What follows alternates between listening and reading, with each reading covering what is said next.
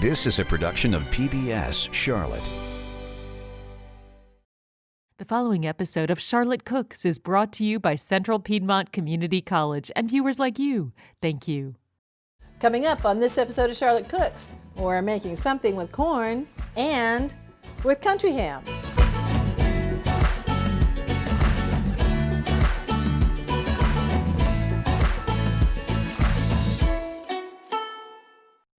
Welcome to this episode of Charlotte Cooks. I'm so glad you're here with us today. We have a wonderful treat. We have Chef Oscar Johnson. Hey, how y'all doing? With Jimmy Pearl's Pop-Up Restaurant. Yep. Now, if you don't know about Jimmy Pearl's Pop-Up Restaurant, you should find out because Oscar is quite a talented young man out here in our Charlotte industry. And today we're going to be making something that's going to be a lot of fun. We are making, why don't you tell us what we're making, Oscar? Okay, so today we're going to be making a little bit of country ham jam. So a little bit of country ham, fresh tomatoes, a little bit of whipped sorghum butter to go along with some cream corn fritters. Cream corn fritters, y'all. Did you hear that? Oh yeah. So in order to make cream corn fritters, we have to make cream corn. Got to make cream corn. One of the staple side dishes of the South. Putting that in with a little bit of hybrid of a hush puppy and a fritter, make for a wonderful bite. I love it. But we're going to start with that country ham jam first. Country ham jam first. We're going to get rolling with that. What do we need? We're going to start with some already rendered out country ham. We got some fresh diced tomatoes, a little bit of vinegar, sweated onions, and some brown sugar. Now, sweated onions, those are onions that don't have any color on them, right? Yes, not at all. Just a light sweat, not sauteing it too hard. Just kind of let it sweat in with the fond that we used from our previously rendered country ham to pick up all that flavor. You can just kind of go ahead and add our sweated onions to the pan and throw in our fresh tomatoes. Well, tomatoes contain a lot of water, so we're just pretty much going to cook most of that out before we add in our vinegar and our brown sugar. And we're going to save our country ham for last, at the very end when that jam starts to set up a little bit. And we're going to save that for last too because we've already rendered the fat out of that too. Exactly. We don't really want to overcook it too much, do we? Not at all. Just until it's crispy. And if you're not using country ham, you can also use bacon. Pretty much just, same process, just starting with the cold pan to render it all out. And then the lean meat is going to crisp up, and we're going to use, you would use a slotted spoon to remove that and put that like on a, put that off to the side until you're ready to use it. Once we get the jam going, you pretty much just want to let that simmer for about 20 minutes. Just kind of give it a stir periodically. As things start to caramelize, if you're not watching it, it could definitely burn. So you definitely want to give it a stir periodically. If it's not as thick as you want it to, if you still got some extra brown sugar laying around, you can add a little bit. But also trust the process too. You'll just take this out, put it in something shallow, allow it to cool. It doesn't need to cool overnight, probably just cool for about 15 minutes. Just let it set up. You can serve it warm. It's ready right away. This is great for a cheese plate along with the corn fritters. This can easily be turned into a barbecue sauce. Just add a little bit of extra vinegar, fruit juice. So like in this case, we got tomatoes, so we'll do like some tomato juice and pretty much like making a ketchup, but we're not taking it that far with this today. And then once we get to a pretty good point where it's not like all the way dry, we'll just go ahead and throw in the rest of the ingredients, and it's easy from that point on. So it's not really like a traditional jam where you're going to add pectin or anything like that. No, ma'am. We're just letting it thicken on its own. We're just letting it thicken. So like jam and marmalade and some of those things are kind of used interchangeably. Right. Okay. So that's just kind of what we're going for with that. So we'll go ahead and go in and add our brown sugar. And when you guys send in for the recipes, we'll give you all the amounts and everything so that you know how to make this. Yeah, so that's about 2 cups. About 2 cups of brown sugar. How long does this last? Would you keep this in the refrigerator for months if you didn't use it up? So you could. It's cooked in a lot of sugar and vinegar and acid, so it can definitely last quite a while. If you want to put this in a mason jar, if you want to vacuum seal it if you're at home, you can certainly keep this around for quite a while. But it's so good you wouldn't need to keep it around for too long. Like you'll definitely use it up for sure. There you go. And you can just go ahead and add everything else in. We're just gonna cook this down. So we got the apple cider vinegar in. We got our red wine vinegar that's going in as well. So now it's simmer time. Yep, simmer time. Just gonna let that come up. So like a slight boil, whatever, as you kind of see. And then once we got that, we're just gonna let that cook down for 20 minutes, like I said, and we'll just set it to the side. Once it starts to set up, we'll throw in the crispy country ham. So that is saved to the very, very last. Yep, very last.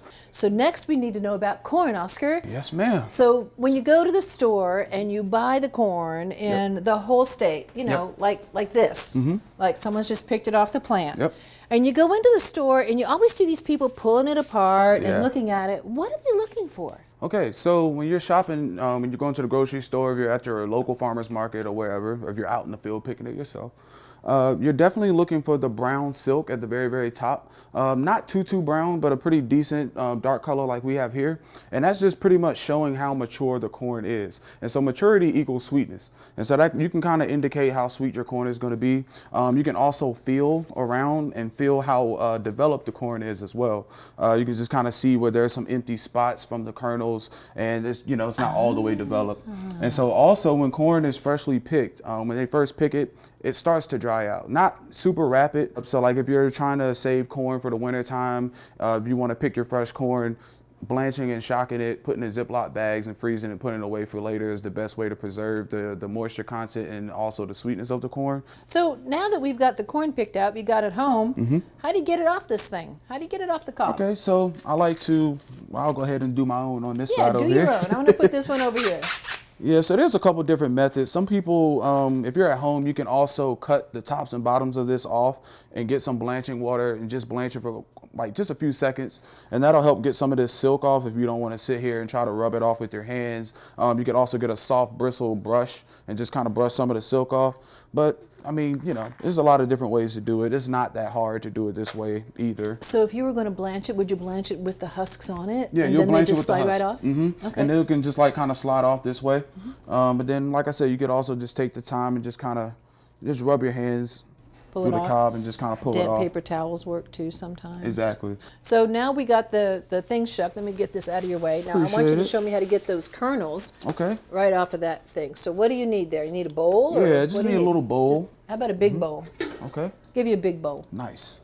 So I'm living life on the edge a little bit here, but if you're at home, you can just use a towel to kind of protect your fingers. But we're just gonna go diagonal. We're just gonna go straight into the bowl. Just got corn flying everywhere, but that's cool. And just kind of slowly, gently, just move straight down the cob. Just kind of keep just kind of let the blade like rub against your knuckles a little bit, and just work slow.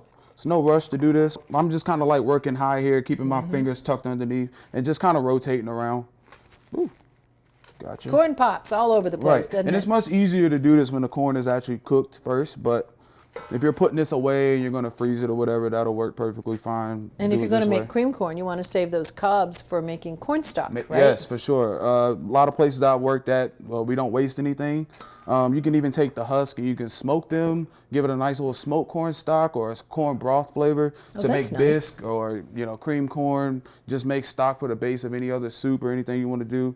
That sounds really nice to smoke it. I haven't thought about that. So you Yeah. can get a smoked corn. And I Very like working nice. with smoked flavors from time to time, and it's always good to do. Very nice. Yep. So that's pretty much just the gist of it. Just kind of working slow, being careful, back and forth motion. Just kind of get that corn off of there, and then good to go. Nice. Very And then nice. save your cobs. Remember, make nice little stock. Like I said, you can smoke these. You can just throw them straight in. If they're fresh like this, you can roast them in the oven really, really hard. Well, not really, really hard, but like 450 degrees at home, and just get some nice color on it, and you'll be good to go from there. It's amazing how much flavor you can get out of a corn cob. Oh, yeah. It's really amazing, For sure. especially if you're making like our cream corn. You actually made some corn stock to Yep. put into the cream corn. And also, guys, if you're ever out there looking at corn, fresh corn, and you see a pink mold on it, leave it there. You don't want to eat that. You just throw it away because that's not good for you. Exactly. It's not good at all. No, ma'am. All right, so from here to cream corn. All How right. what do we do next? So for you guys, I have some roasted corn that I've already taken off the cob. Got a little bit of unsalted butter, some sweated onions, a little bit of pinch of cayenne for a little spice, a little bit of flour that's going to help thicken the cream corn, a little bit of heavy cream, whole milk, sugar. And Sounds so real the good. surprise ingredient in all of this is vanilla. We've already obviously got the natural sweetness from the corn, but the vanilla has like this really nice rum background flavor, a little bit of floral notes in it, rich and creamy as well. Different vanillas, like Madagascar vanilla has like a rich and creamy body to it. And I think for the most part, vanilla has floral notes on the back end. Tahitian has more of a cherry and chocolate. So those are just like a little bit of, so when you're going and looking at different vanillas, they have different notes that you get. And so for this, I like to use the Madagascar vanilla extract. Nice. So we're just gonna go ahead and get our pan a little warm. So we're just gonna take a little bit of butter, get that in there, get that working. Just gonna get that nice and melted.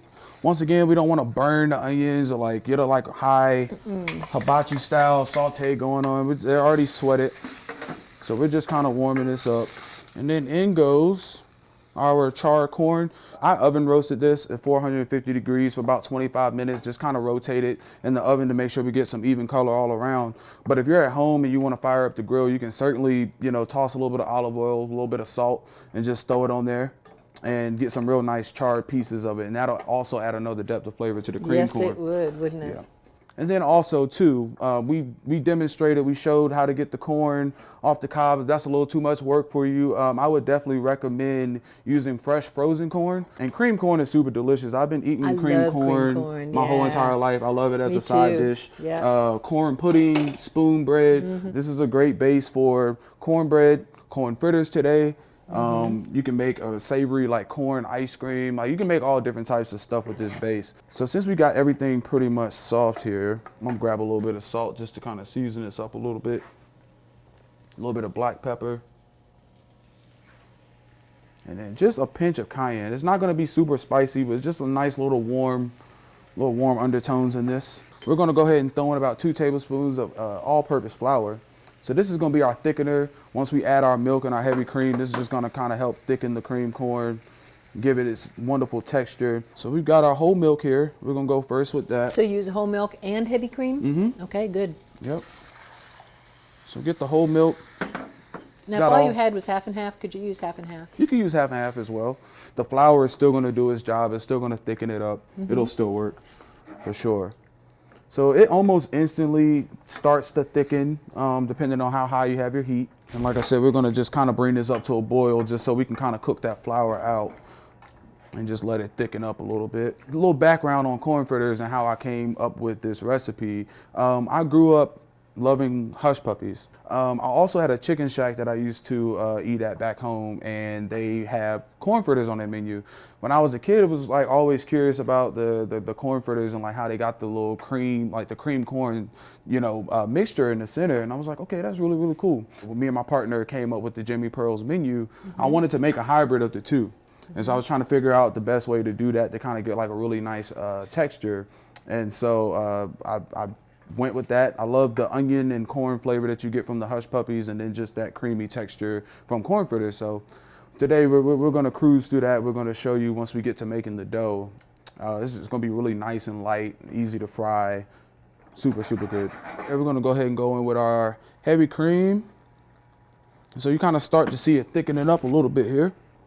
How's our country ham jam looking over there? Looks great. Simmering along beautifully. Okay. And at home, like if you guys are making this recipe, some fresh thyme would be great in this as well if you want to work with some herbs. When would you add the vanilla? At the very, very end, right? Yeah, so like when we kind of get that flour cooked out and we kind of have like, we know where our consistency is going to be with this, we'll just add that shot of vanilla at the very, very end. And it's almost there.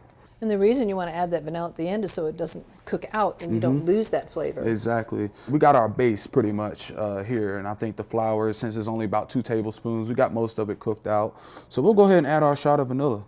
And it's super good. I mean, like I said, my palate, I'm always going for like sweet and salty and a little bit of acid. And I really love, I mean, it's a very popular flavor combination. It is. You find it whirled around. And we have found that most people find that the sweet, salty, sour, bitter, acid is some of the most popular flavor combinations. Exactly. And it works well with like smoky flavor. So if you've got I mean, this is a great side dish for just about anything. If you're having a barbecue or something like that, you're looking for something to bring to a party, you know, cream corn is definitely good. And it's great.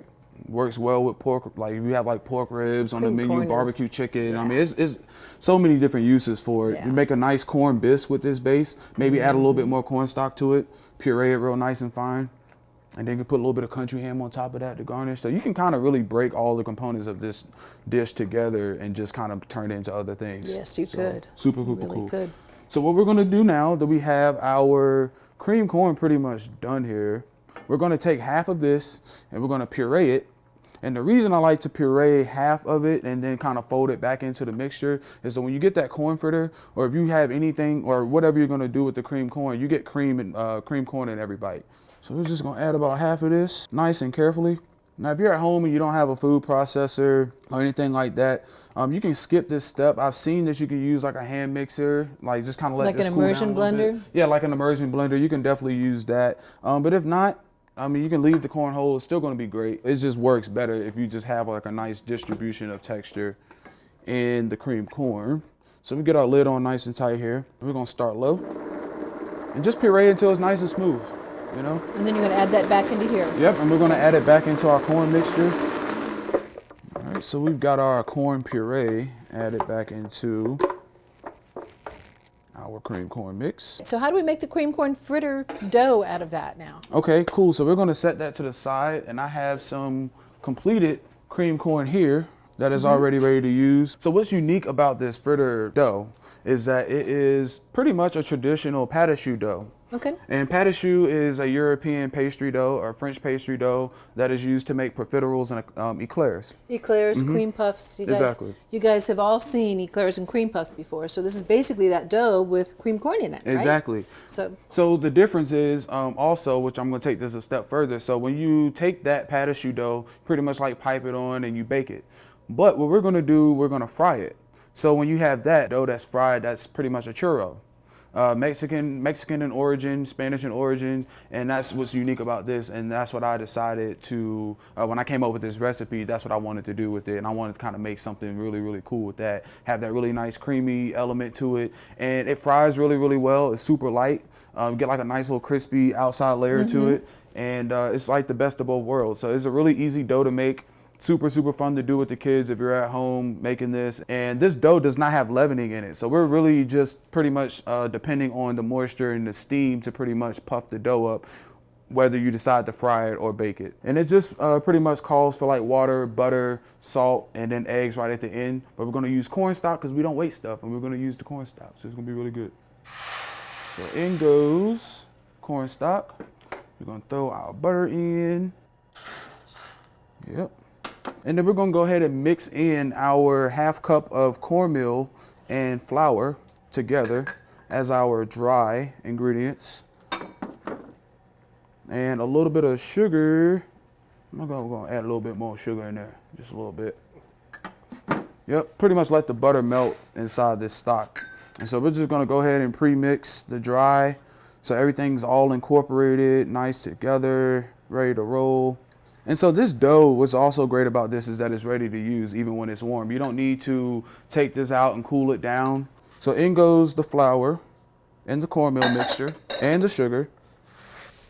So you've got your cornstalk and some butter in there first. Bring it to a boil, melt the butter. Yes, ma'am. You've mixed your flour and your cornmeal together with a little bit of sugar. And then you're adding that once it all comes to a boil. Yep. And then you're basically cooking the flour and stuff now in that stock, and you're getting all the moisture absorbed. You want to stir it until it pulls away from the side of the pan. Yeah, so when you pretty much got this nice little ball here, you just kind of Nice want to, dough ball. yeah, nice little dough ball. Kind of want to beat this up a little bit to make sure you break up all the lumps of flour and the cornmeal. The cornmeal will mix in a little bit easier, but the flour, you can have little lumps. So you want to make sure you pound those out. So when you fry, you don't just have like those Lump little of random. flour. Exactly. Yeah. We will take our prepared cream corn and we'll go ahead and fold that in. So the cream corn is cold. That'll help like kind of cool this down a little bit. And then the last step will just be to add the eggs. And this will just, you know. And so that cooling step is kind of important. So when we put the eggs in there, the eggs aren't necessarily just going to cook. Exactly. So exactly. you need to cool it down a little bit. And having that cream corn chilled is a good way of doing that. Exactly. And just kind of work that cream corn in there. So you kind of want to fold it. All right. And so we're going to add in one egg, one cold egg. Emphasis on the cold. We'll keep bringing this down. So this is off the heat. I know I'm working on the stove, but it's off the heat. It's not gonna, the eggs aren't gonna cook. This is your dough pretty much right here.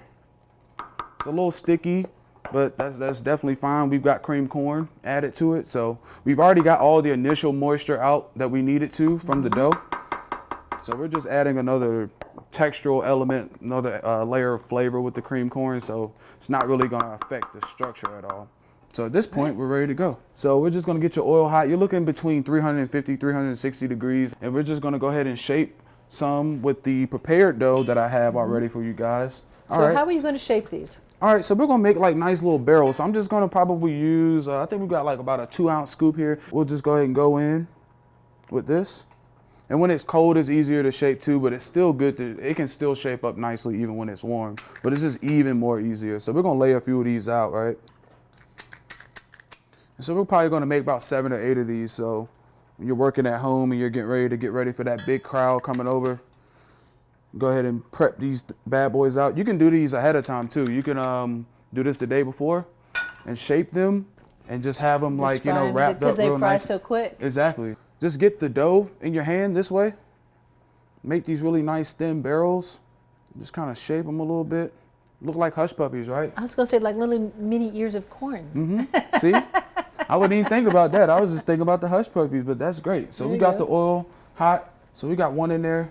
And we're just going to roll the rest of these and get them working. And just enough oil to submerge these and just kind of rotate them. We're going to use a slotted spoon to take these out when they're done frying. So we'll just give these a nice little rotation, keep them from sticking to the bottom of the pan. So are they going to get golden brown? Yes, they will. Okay. Yes, they will. So give it up to 3 minutes, but like I said, you know, if your oil is hot and you kind of get it on the first shot, it should definitely take no more than 3 minutes to fry up. So y'all see what I'm talking about with the steam when we make the dough and the fact that there's no leavening in it. We're literally just relying on that. And now you can see these guys starting to puff up and get real nice and fat and ready. And it's light. It's still a light dough. So while we're waiting on these to get crispy, we'll go ahead and add our crispy country ham to the rest of this. So this is going to be our seasoning for this as well. So like I didn't even put any salt in the onions and tomatoes when we first started it, because this country ham is definitely going to give us all of that. So that's the country ham jam.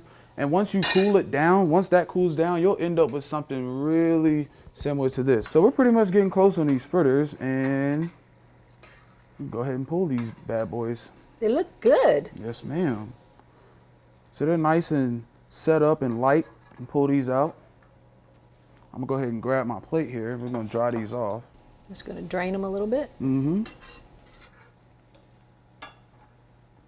And I'm using a slotted spoon as well to kind of drain off some of the excess oil before we even drain them further. And then we got these really nice light corn fritters here with our churro dough that we pretty much made. That's my little secret for you guys today. I don't mind sharing my secrets with you guys. So yeah, I know you were thinking fritters and like, you know, putting like some wet ingredients and dry and all that good stuff, but this is really good. So the last touch for this, we're going to make our smoked sorghum butter. So we're just using a little bit of smoked sea salt, some sorghum, some room temperature butter. So I've got about 1.5 sticks. I'm gonna go ahead and use for that. So in goes our salt. So we're gonna put a little bit of, we're gonna put about half of it in there because we want to sprinkle some of it on top. And if you don't have smoked salt, you can just use regular salt, Yeah, right? you can just use regular salt. The main thing is the sorghum. Sorghum is a little bit more pricier than maple syrup. So if you want to use maple syrup, you can use honey. You can use agave if you really want to. So it just kind of depends on your preference. But we're going to use some good old sorghum today. We're using sorghum because we're doing Southern. Yeah, we're doing Southern. We're doing it right. We're doing it right. Corn fritters, sorghum. Tomato, country ham, tomato jam. South is all in this. All right, so you just want to work that in there. And that sorghum's going to give it a little nice little caramel color. It's nice and sweet. Real easy to use. We want to make sure we get all that butter incorporated in there, so just take your time with it. So we got our butter here. Super easy. Done. Now we're ready to plate, right? We're ready to plate. Take a little back of the spoon with this butter. And we'll just kind of smear it on here. Nice. Yep, a little smear of it. You don't got to do a whole lot. So we'll take our country ham jam. Super, super cool. And this is really easy to dollop on it. So we'll just take a nice little heaping spoon, because we want to do heaping because this is great. This is really, really good. So and you're going to want every drop. Right, exactly. So there's not too much country ham jam because you're going to end up, you know, eating it with a spoon once all the fritters are gone. I don't think there's a thing as too much country ham jam. Yep. So I think that's good. We'll probably do a little bit more, you know, for the fritters. Looks beautiful. Yep. And so we'll take this here, move this out the way, bring our fritters that we have beautifully fried up, and just, you know, kind of arrange them nicely on the plate. Nothing too crazy. Nice little stackage. Stackage is actually a word. It's a word because I said it's a word. We're using it, aren't we? Yep. And then we can just take a little bit more of this smoked sea salt just to kind of go over the top with it. You know what I'm saying? Just little give boom it a boom. little pop. And here we go. That is beautiful. Yep. So on the Jimmy Pearl's menu, we call these Bubba Chucks. Bubba But, Chucks. corn fritters for the people at Okay. home. And this is what we got. Well, here we go, folks. Our country ham and tomato jam, our whipped sorghum butter, and we have the smoked sea salt on there, and our cream corn fritters. If you want the recipes, pop me an email at Pamela, PAMELA.Roberts, ROBERTS, @cpcc.edu, or get them off of our website at pbscharlotte.org, and I'll pop you all the recipes that Oscar has shared with us for all of these beautiful things. Yes, ma'am. Thank you for watching this episode of Charlotte Cooks, and we'll catch you next time. All right.